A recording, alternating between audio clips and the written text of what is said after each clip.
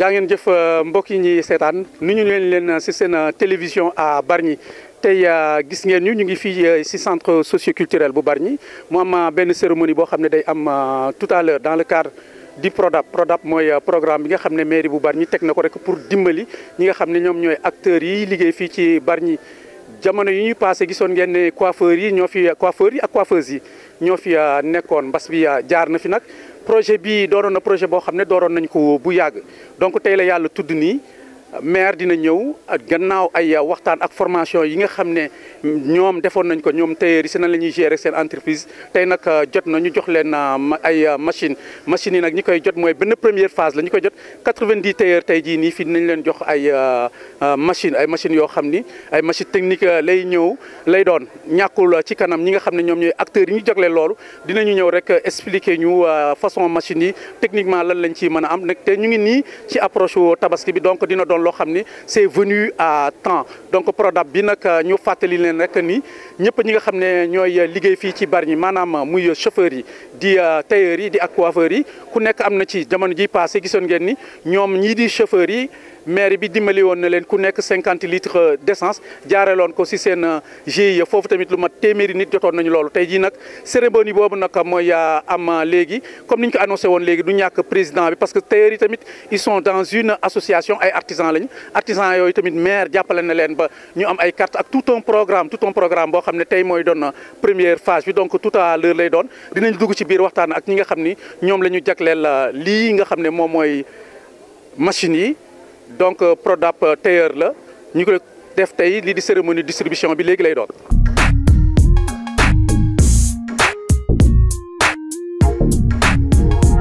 voilà comme nañu ko waxee woon cérémonie bi mu ngi waaj a door ñu ngi assister ci valse ñi nga xam ne ñoom ñooy artisans yi maanaam tailleur yi nga xam ne ñoom la ñu jagleel tey bi PRODAP waxoon naa leen mooy première phase bi mu am ay machines yoo xam ne dañ leen jox ñu dem rek jël kenn ko nga xam ni moom it ràññee nañ ko bu baax ci métier tailleur boobu balaa ñuy wax dara rek dañ koy bàyyi mu présenté wu wax ñu nan nga gisee tamit cérémonie bi ak acte bi nga xam ne maire bi def na ko jëmale ko ci yéen en tant que artisan tailleur. waaw salaamaaleykum maa ngi nuyu ñëpp di rafetlu mbir mi bu baax man la Adama Kane président marché de la gare waaw di wax ne vraiment lii nekk na loo xamante ne rafetlu nañ ko trop. parce que c'est un geste très noble jàppale na tailleur yi ci côté matériel aussi parce que tailleur boo demee bay liggéey donc matériel soo ko amulee mënoo dem quoi te machine ñun ñëpp xam nañ ne dafa cher donc boo amee ku la ko mën a jëlal en charge bon nga def 50% mu jàppale la aussi ci mbir bi donc c'est une geste boo xamante ne c'est très noble même xam et puis période bi mu ñëwee di période tabaski tailleur yëpp soxla mu matériel te y a beaucoup de jeunes tailleurs yoo xamante ne soxla woon nañ ko et puis si période bi dimbali na leen bu baax parce que seen ñaw yi bon des na 10 jours dina leen may ñu mën a accélérer seen liggéey parce que machine bu baax aussi mooy liggéey quoi qu'on dise soo amulee machine bu baax mënoo dem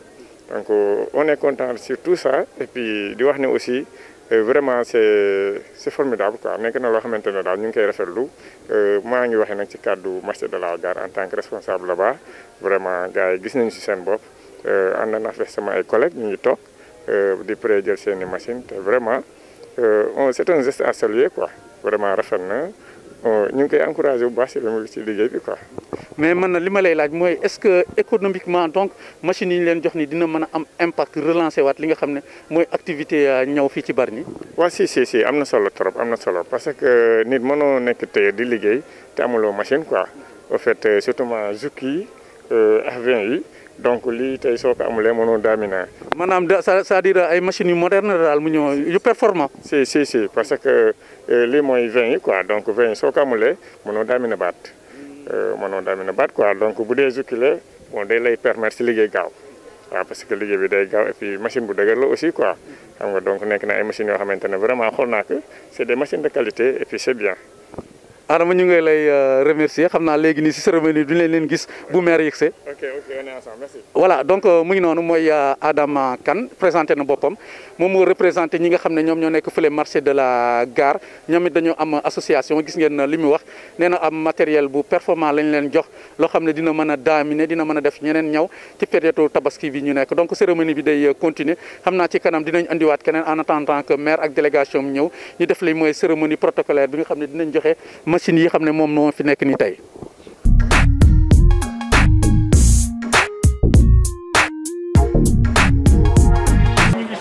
ci cérémonie bi taxaw ci buntu bi rek di xool acteurs yi ñuy ñëw léegi déggoon ngeen ma leen doon wax rek lii di Prodac ñi nga xam ne ñoom ñooy coiffeurs yi ñoom ñoo ci ak coiffeurs yi ñoom ñoo njëkkoon a am seen loo tey ñu ngi ànd ak fekk ci seen président muy Jo donc Jo ñu lay nuyu tey nga ñëw ci cérémonie bi nga wax rek sa gis-gis gannaaw yéen bi ngeen amee seen wàll ci li nga xam ne mooy jàppale ci matériel tey jii nii di aye muy téer yi lan mooy sa gis-gis par rapport ak action yi nga xam ne dañu koy def. Asalaamaaleykum wa rahmatulah maa ngi leen di nuyu di leen ziar di leen def sama dama ñëw jàppale si sama mbokku téer yi man jaar naa fi man ak coiffeur yi coiffeur ñu jël suñu ay financement yi ñu financé kon tey bu fekkente ni dañ oo samay naataango di leen defal li ñu defaloon yoon la ma ñëw jege si leen xam nga ndax idée yu baax la idée yoo xamante ni day yokk dalay teg ci voie bu baax macha allah tabaarkalla looloo tax ma ni ñu ñàkk sama teewaay il faut ma teew ñu accompagner leen comme ni léegi président en tant que acteur mën nga gisee projet bi waxoon nañ ko sax mais ñu ñëw rek dellusiwaat parce que amoon ngeen jox nañ leen matériel ak yooyu tey bu ñëwaatee seen secteur bi dafa mel ni bu amee dina gën a yokk ñoo xam ne mooy koom bi fii ci Bargny ak yéen a nangoo investir. waaw dafa nekk loo xamante ni motivation la pour les jeunes motivation la ci ñi nga xamante ni am nañ yéeg-yéegu dem bëgg nañ dem nga ñëw puus leen jox leen loxo ne leen kaay leen ñu dem loolu day doon loo xamante ni lu war maire bi la et puis macha allah ñu ngi koy yëg di ko def c' est l' essentiel. waaw li ci nekk mooy na jeunes yi yokk jom toujours comme ni ma koy waxee nañ yokk jom am ambition am lu ñu bëgg am loo xamante ni dañ koy jël ne lii pour man la man maa ko war a doxal te ci Bargny lay boobu la dinañ gën a innover dinañ gën a jëm ci kanam. partie artisan bi dina am visibilité et que c'est ça l'importance quoi bu demee ba Dakar Thiès Kaolack n'importe où ñëw di liggéey di say Bargny j'espère que ni maire loolu mooy objectif bi ñu bëgg a atteindre actuellement si jàppale les jeunes artisans ak secteur bi ñu si nekk ñoom muy lu am solo macha allah. pare ngeen Jo avant ma lay dem ma lay bàyyi jot kiiwul mais yéen def ngeen am matériel bi damay bàyyi téer ñëw si yéen def ngeen jot matériel yi coiffeur bi ndax gis ngeen ni am na benn développement boo xam ne am na parce que yaa ngi doon wax ni bi ñu leen joxee fi am na talent boo xam ne mën ngeen ko exploiter ba am li ngeen bëgg est-ce que gis ngeen seen bopp par rapport à ça. macha allah tabaaraka waxuma la gis suñu bopp rek mais professionnel bi ma gis foofu léegi ci suñu liggéey moo ma ci gën a neex ak cible bi nga xamante ni ñun ñu koy cible di ñu accompagner di ñu jox ay idées yoo xamante ni day jëmale li ñuy liggéey ci kanam loolu aussi doon na ma ci gën a neex franchement dañuy financé ba pare nga ñu liggéey leen ba pare di ñu wan yoon bi ñu liggéeyee comme donc amuñu lu dul ngërëm lañ ko ameel dañuy gërëm ci coiffeur ci Bargny franchement man mel na ni dañ may yónnee rek ma ñëw taxaw waaw ñoom laa fi taxawal macha allah ñu ngi def daal ba mu baax macha allah ñu ngi innové macha allah tabaraka merci président. y a pas de quoi on est ensemble. jaajëf merci beaucoup. voilà donc mu doonoon jour gis ngeen li mu wax ñu fàttali la rek ne na Prodac bi donc mooy programme d' accompagnement des pour accompagner artisans yi nga xam ne ñoo nekk fii ci Bargny donc ñoom gis ngeen coiffeurs yi ni ñu leen waxoon ci ñoom rek ak coiffeurs yi amoon nañu ñu defal leen formation defal leen suivi jox leen matériel te léegi ba léegi bàyyeeguñu leen ñu defal rek li ñuy wax gestion des projets tailleurs yi tamit lu mel noonu tey lañ leen di jox tey donc d'un moment à l'autre maire dina ñëw ñu war a mën a procéder ak li nga xam ne rek mooy cérémonie bi mais ba léegi rek dañuy dem rek xam naa si biir waxtaan ak ñi nga xam ne ñoom la ñu war a jagleel li nga xam ni mooy matériel bi tey mooy suñu mbokk.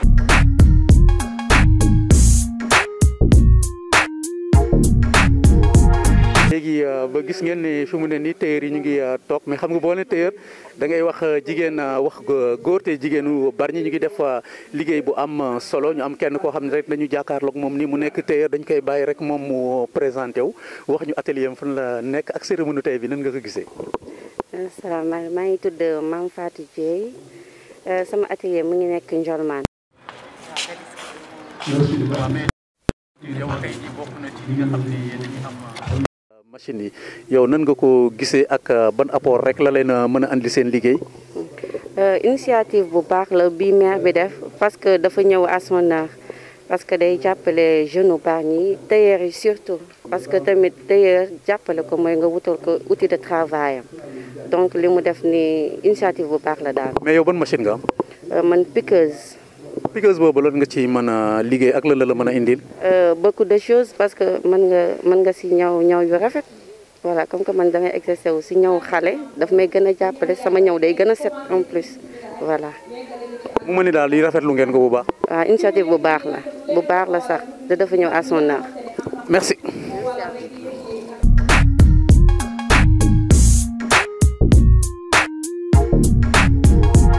voilà man maa ngi nii nekk ji ba léegi ci ñi nga xam ne rek ñoom ñoo teew ci tey ci cérémonie bi ma ñëw rek fekk fi benn conseillère municipale muy Ramatoulaye Diène moom it mu ñëw ci cérémonie bi mën nañu wax rek moom représenté li nga xam ne mooy conseil municipal mu tamit am yeneen tànk yu ko fi indi donc Toulaye tey ñu nga wax ñu rek lan moo la fi indi ak noo gisee initiative bi nga xam ne rek mairie bi def na ko tey. waaw Alain maa ngi leen di nuyu di leen gërëm parce que lii initiative bu noble la ndax lii amaana bu amuloon dina am ñoo xamante ne niñ ko bëgg mais mënuñu ko woon bon kuy wax rek te yàlla tax na gërëm monsieur le maire ndax coow li tamit moom la ndax amaana mënoon naa ñëw mu seet na leen nu mu ko def waaye li mu waxoon yëpp dara génnewu si man conseiller la mais en même temps sama doom téye la ma ñëw tamit si ñaari pàcc laa ñëw waaye di gërëm rek di dellu di gërëmaan monsieur le maire rek ndax di wax fa dëgg yàlla mu ngi liggéey bu noobal te yàlla tax bon nag lu ñu mën a wax li ñu wax daal yàlla ko yàlla dooleel ba mu yeggali ay mbébétam si dara day wax. voilà donc gis ngeen donc mu doon ab conseil municipal mooy doomam tamit bokk ci ñi nga xam ne moom la ñu war a jox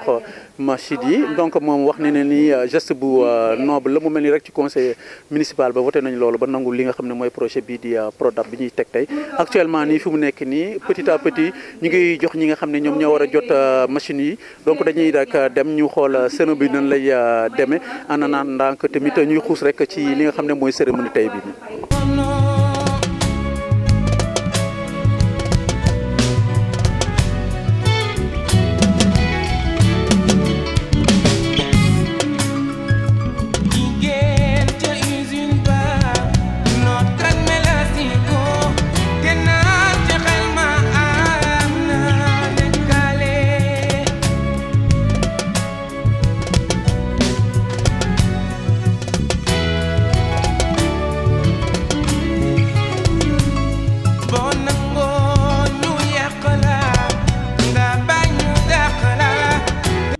li nga xam ne politique yoo xam ne ñoom ñoo ko dégagé woon laata ñuy toog ci mairie bi ba bi ñu toogee ci mairie bi ñu commencé koo jëmal à travers le développement de l'économie locale liñ ciy wax du bëri ndax saa su ne bu ñu dajee dañuy wax ci concept yoo xam ne dañuy xaw a jiitu sax ñi nga xam ne ñoom la ñu méngool jamono ci wàllu développement local maire wax ma ni processus de résilience buggul ñu koy wax dans le cadre du Prodap mais processus de développement la donc tey intelligence économique à travers la capacitation des acteurs sur l'intelligence professionnelle. Ces deux intelligences couplées va amener de façon explicite le développement endogène dans la commune de Bargny qui pourra être le miroir du développement économique local dans le cadre d'une décentralisation dans un secteur qui n'est pas une compétence transférée. Il a su organiser de façon intelligente la corrélation entre l'artisanat et le développement local. Monsieur le maire, cette vitrine que vous avez mis en place à Bargny, j'en suis convaincu, ayant une expérience de 30 ans dans le secteur de l'artisanat et dans d'autres secteurs, personne, aucun conseil municipal ou un maire n'a un tel programme. Et je l'affirme, connaissant les acteurs dans l'ensemble des secteurs de l'Union nationale des chambres de métiers, des chambres de métiers consulaires dans les départements, des chambres de métiers et des antennes. Aucune commune du Sénégal sur les 540 et quelques communes n'a une telle vision de développement économique local. Merci, monsieur le maire. ñoo ngi nuyu ñëpp kenn ku ci nekk turam ak santam di nuyu notable yi nga xam ne ñoo toog fii ci sunu wet di leen ñaanal yàlla fan wu gudd ak wér di wax ne ay notable yu baax laa fi fekk parce que maire programme bii notable yu baax ñoo nekk ci ginnaaw léegi nag damaa xamul ndax man damay toxu si Bargny wala damay dellu Dakar wala lu may def de toutes les façons question boobu moom boobu ba léegi maa ngi koy posé wu ndax dinaa wax li tax parce que monsieur le maire programme bii nga xam ne moom la def fii ci Bargny sur les 533 communes du Sénégal moom seul moo fi am programme bi et ça je le dis haut et fort parce que comme vous le savez l'artisanat n'est pas une compétence transférée maanaam bokkul ci loo xamante ni lii dafa màcc ci li nga xam ne moom lañ leen jox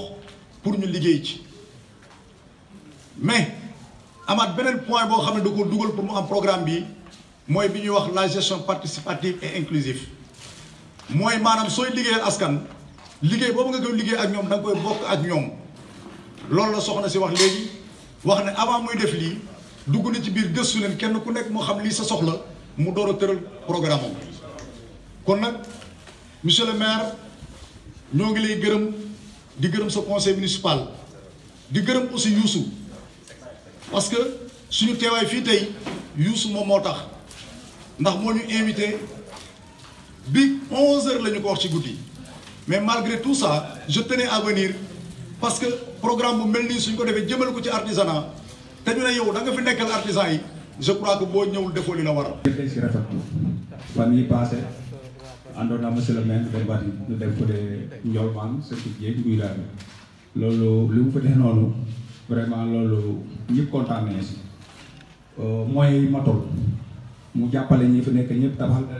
day seen i kër dëggal ñëpp vraiment loolu moom lu rafet la déjà lii encore mu ngi nii encore su dëgg yàlla daal monsieur le maire na mu lay gërëm comme que li mu waxee rek bu ñëpp bu ñu jàppee rek ñëpp bu ñu jàppee rek Bargny dem si kanam moom da koy wax mu dama daam loo andi rek man du ma ko baaree lépp si Bargny la rek te bu dëgg yàlla li muy def moom nu ngi koy rafetloo du waa Bargny ñëpp monsieur le maire daal vraiment ku xam ne Bargny nag vraiment comme li may wax rek 14 ministres jaar rek bi si kee bi xool kee bi mënu andil rek te loolu yaakaar naa ne si loxo am la moom mii àndul ak Omar Gueye tamit àndul ak Omar Gueye ak ñàkk fayda tàccu leen loolu waaye bu la fayda la ànd ak Omar Gueye dëgg la lii la ma bëgg kee bii dama bëgg doomi Bargny ñu ñëw ñun te ëpp nu ay gaal fii yaakaar naa ne Sénégal te ëpp nu ay gaal dëgg yàlla kee bii mu doon xee mu ñëw fii vraiment ñun kontaan nañu ñëpp li ma amoon daal kontaan naa. dëgg la merci. man dama ne woon tey bu ma ñëwee fii du ma wax damay ñëw nuyoo jox leen kàddu gi ñu ñëw delloo ma ko ne man lu nga loo wax baax na ndax li ñu defal nii ñun ñëpp kay rafetlu parce que yàgg na ñuy nekk ci Bargny di fi liggéey doon ay artisan yoo xamante ne fu waaye di liggéeyee si àdduna xam nga ne tailleur jóge na Bargny yor atelier yi gën a mag si Sénégal ay kay faawa ña fa nekk ñëpp Bargny fii la ñuy jóge li ci ëpp loolu wóor na ma te amuñu woon lii ci benn maire bon lii dañ ko koy gërëme di ko sant muy moom Abou Ahmad Seck nii waaye tàccu leen loolu waaye ñun booloo tailleur Bargny yëpp dañuy booloo di ko sant di ko gërëm maanaam di leen xamal ne nag tailleur yëpp ñu ngi bokk di gërëm Abou Ahmad Seck di leen ñaan maanaam ñun ñëpp tailleur yi fi nekk yëpp ñu jox tàccu Abou Ahmad Seck si macha allah bëggoon a ànd particulièrement avec Youssou Ndione li nga xam ne moom mooy diriger la MIE maison de l'entreprise ànd ak toutes les associations corps de métier yi am Bargny yëpp ak artisan u Bargny yëpp ak tailleur Bargny yëpp pour ñu dalal ki nga xam ne moom mooy président Gora Diop ak délégation bi mu àndal. président Gora ñu ngi lay nuyu di la gërëm ci déplacement bi di rafetlu sa ay kaddu di nuyu bien sûr délégation bu rëy bi nga àndal di ci jóge Tëngéej ak Médina ak fu nekk ci Sénégal di la jàmm fii ci Bargny di wax ne Bargny dafa tollu tey ci xolu Sénégal président Macky Sall dafa am ay initiative ay projet yu rëy yoo xam ne indi na ko fii ci Bargny kon naa ne ñun ñëpp xam nañu projet yooyu yan la bi ci gën a ràññee bi ci gën a am solo mooy pôle urbain bi ci Diamniadio mu mel ni tey ñun ñëpp ku yeewoon suñu ay papa ak suñu ay maam ne leen ne Sénégal a ngi fii xëy na sax duñu ko gëm loolu la ñu yàlla cëralee ci Sénégal émergent jamono nag président mbir mën na nekk sa wet te doo ci mën a profité day am loolu bu amee rek mooy gis-gis dafa gàtt loolu bu amee mooy ña nekk à côté amuñu formation ba ca war wala amuñu métier ba ca war wala amuñu taxawaay ba ca war ñuy sant yàlla nag parce que conseil bi ngeen fi teg conseil municipal bi ngeen fi teg junj nañu Bargny tey et am nañu it gis-gis ak vision ci Bargny ëllëg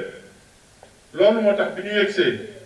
entre autres yeneen projet yoo xam ne ñu ngi koy doxal ci yeneeni domaine am na yu ci Dame Diop tudd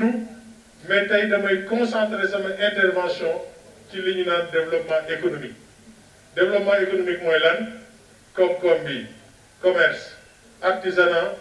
ak yeneen surtout pêche bi nga xam ne am nañ ko fii ci Bargny ñu proposé conseil municipal benn démarche boo xam ne nii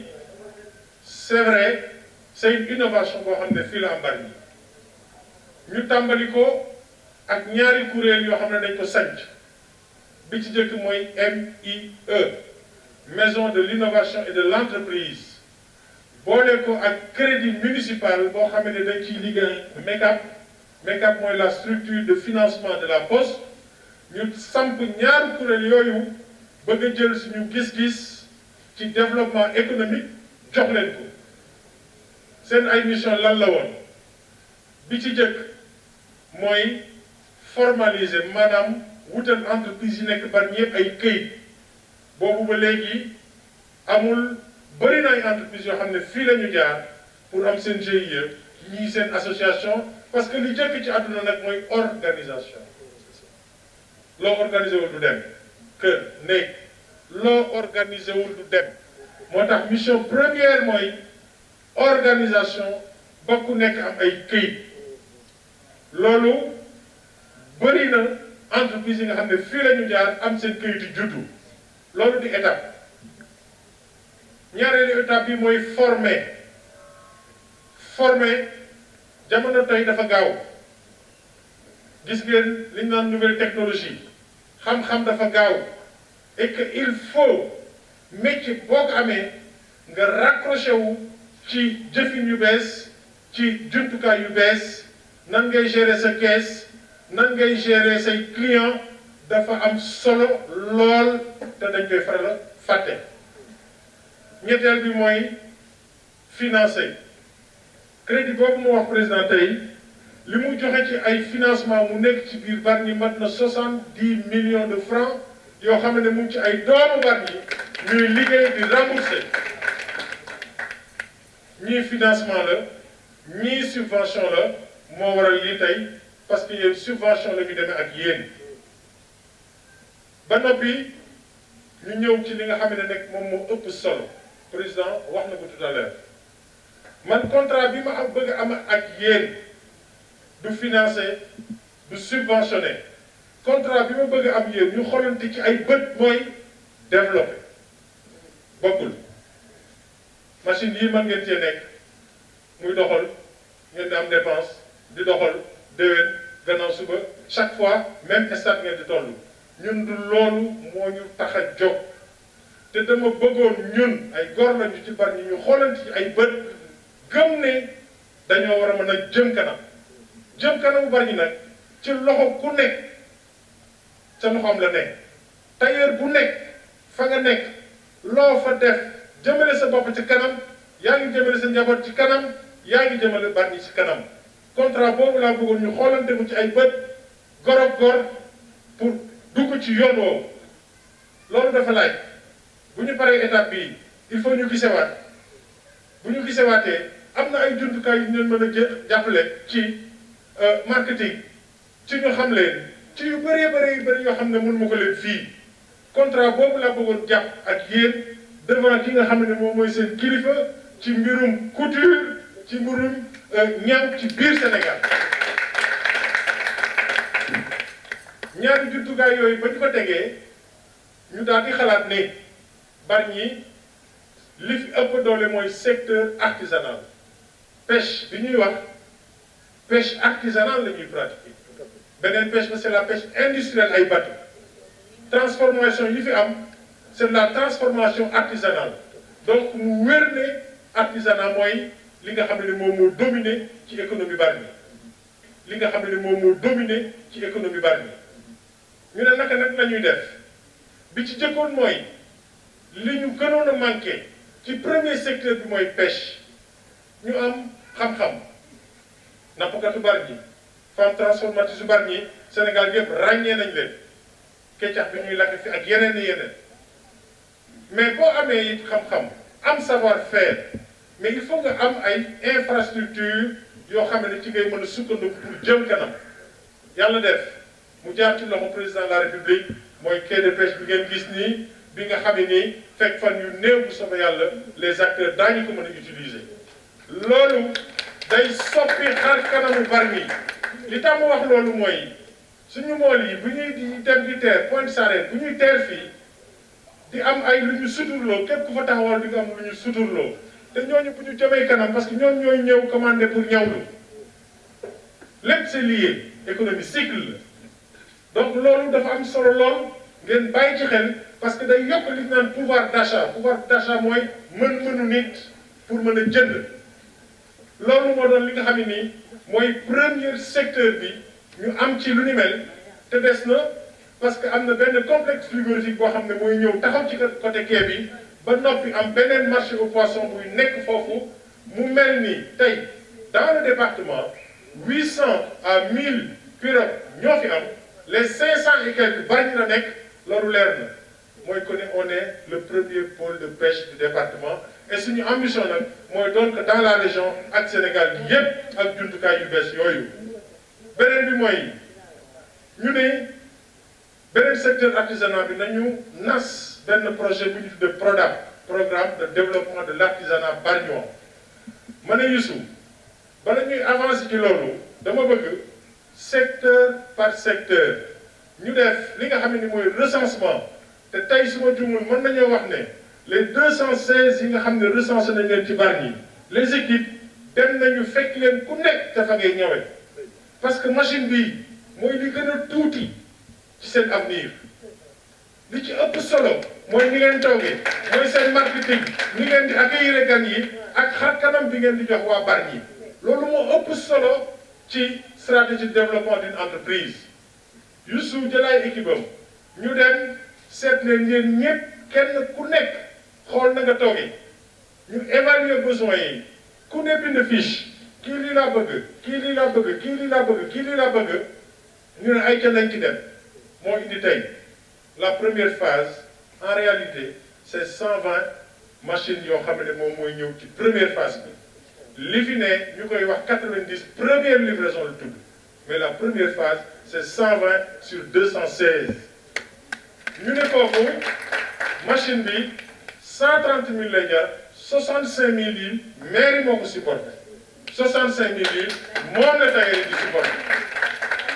am na yeneen besoin yoo xam ne exprimé nañ ko ñii fu ñu ñawee ñii leneen loolu it dinañ ci ànd ak ku nekk pour trouver les solutions yi nga xam ne nii mooy leen di permettre ngeen mën a jëm kanam c'est vrai it jaar nañu fi ak tailleur yi ak entreprise de coiffure yi ñooñu ni ñu def ak ñoom mooy dañoo jaar ci ñoom seeti leen ku nekk it sa kër fa ngay liggéey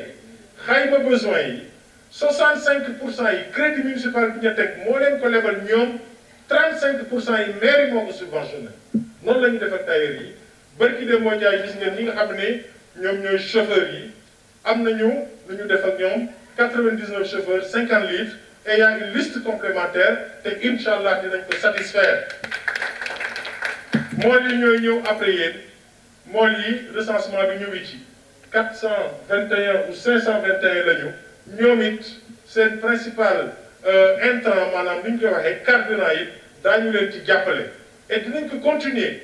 parce que bu ñu jógee foofu président ñi nga xam ne ñooy menuisier yooyu dañuy defar benn maison du bois machine yi ñuy soxla fépp ñu teg ko fa di leen pratiquer 50% du prix te la fay génn day dem sur un fonds de développement de l'artisanat loolu aussi ñu ngi ci projet boobu parce que appel d'offre bi lancé nañ ko mu mel ni yéen yéen yor ab diiru Bargny man dama bëgg vraiment président loolu mu dugg ci suñu ay bopp maison de l'entreprise dina ñëwaat ci yéen bu ñu leen woowee des séances de formation gratuitement parce que duñu leen laaj dara dañu bëgg vraiment képp koo xame ni yaa ngi ci programme nga teew loolu dafa am solo suñu communication mën nañ leen jàppale pour def beaucoup plus de communication nit ñi xam leen mën nañu créer suñu ay produits bopp bu dul suñu ay fêtes religieuses bari na ay fêtes yoo xam ne day jël feneen ay nit ñoo koy créer pour doxal seen secteur am na yoo xam ne mën nañ ko doxal ci ñun fii lenn rek la laaj ñu gëm suñu bopp ànd di liggéey di waxtaan surtout di respecter engagement yi ku nekk jël machine yii dañ leen koy jox di ngeen signé benn contrat d'engagement boobu amul dërëm boo xam ne da jóge ci yéen lu dul vous vous engagez bu ñu leen woowee formation ngeen ñëw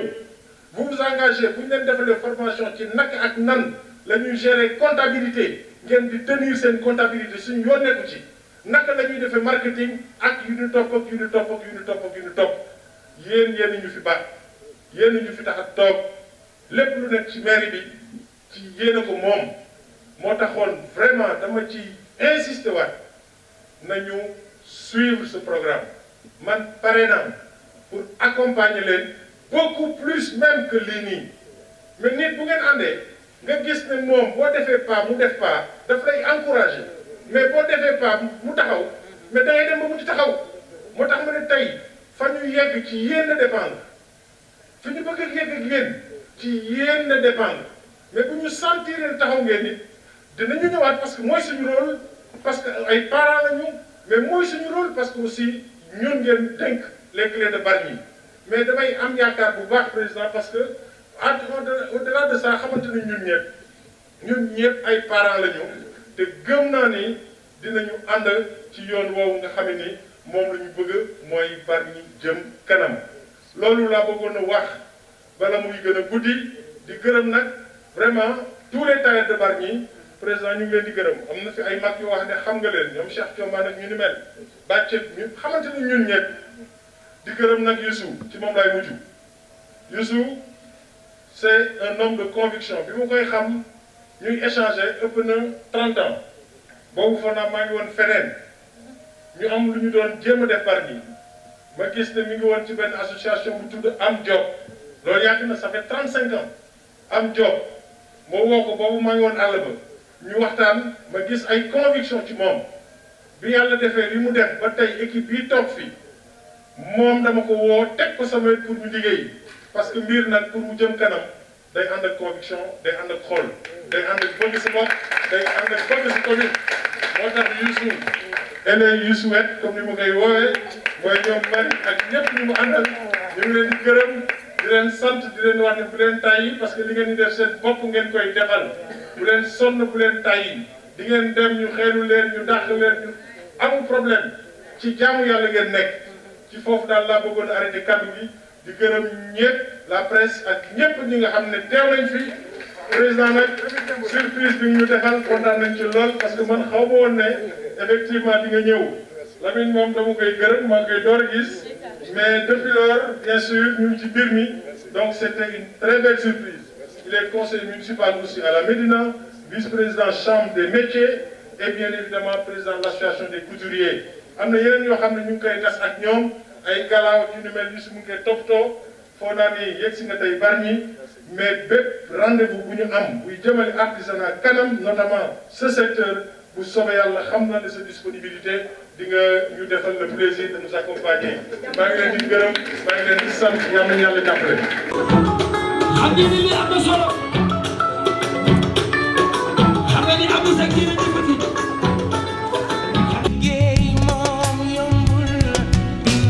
mbokk yi mu ngi noonu donc dund ngeen li nga xam ne moom mooy programme tey bi amoon fii si centre socioculturel El Hadji Ndiouga Dieng bu Bargny su xooloon rek li mooy PRODAP muy programme bi nga xam ne rek mairie bi da ko teg pour accompagner maanaam secteur artisanat bi mooy ñi nga xam ne ñoom ñooy liggéey fii ci Bargny gisoon ngeen ne dinañ ko annoncé woon jamono jële passé ñi nga xam ne ñoom ñooy coiffeurs yi ñoo ko jëkkoon am ak coiffeurs yi tailleur yi ñoom tey ñoom ñoo ayewoon ñu jox leen 90 si ñoom ay machines mu doon première livraison maire wax na ko léegi 120 machines yoo xam ne dañ leen koy jox ñoom donc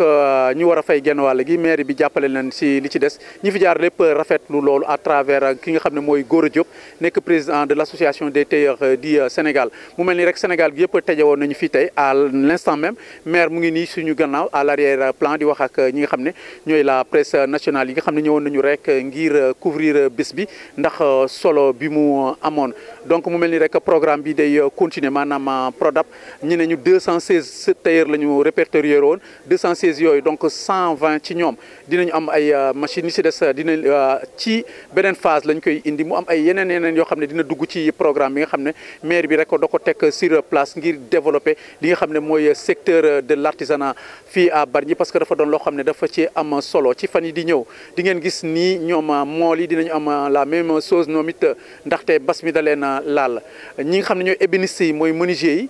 maire wax na ko léegi dina leen andi la defal benn zone industrielle boo xam ne mu ngi am fële ca Waxande ba lépp la nga xam ne rek lii di menuisier daf koy soxla day dem foofu te 50% rek lañ ci fay la ca des si seen kees lay jëm mu mel ni rek DAP benn programme la boo xam ne mu ngay continuer di wéy ñàkkul ci fan yi di ñëw dinañ ñëwaat ci yeneen i programme jàmm ak jàmm